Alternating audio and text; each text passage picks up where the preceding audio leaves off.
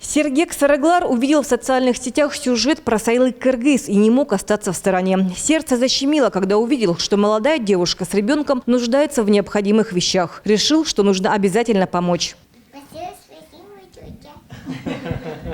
Как и сейчас, у Сайлык-Кыргыз не сходит с лица улыбка вот уже несколько дней. Телефон не умолкает. Звонят незнакомые люди и предлагают свою помощь. За 3 дня ей привезли детские вещи, матрасы, одеяла и подушки. Раньше спали на одном пледе, укрывались куртками и полотенцами. Мне Ира подарила вот эти шторы. Еще мне помогали деньгами. Я на эти деньги купила себе постель и полотенце. Вот они. Ну скажи, вообще много звонили людей? Да, очень много звонили, поддерживали, помогали. Я им очень благодарна, большое спасибо. И вот эти люди мне деньгами помогли. Марина Александровна, Алена Александровна, Наталья Геннадьевна, Мирза Махмудов, Айдыш Шалданович, Виктория Юрьевна и Беликма Юрьевна. Огромное вам спасибо за финансовую помощь. Хорошо, что есть такие люди, которые помогают.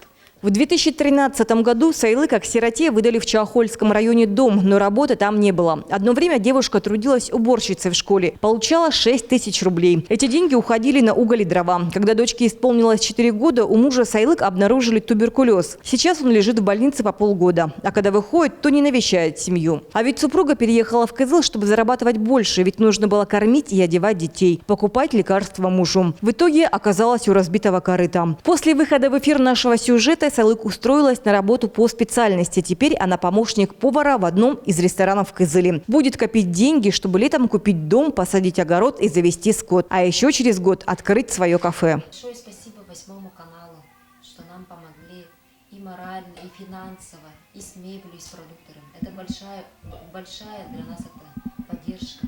Когда мы готовили сюжет, нам позвонил мужчина, который также не смог остаться в стороне и решил подарить девушке кровать, стол и стулья. Теперь у Сайлык-Кыргыз будет уютная комната. И это все благодаря вам, дорогие наши телезрители. Альмира Синди, Культыгина Шина, 8 канал ТВА.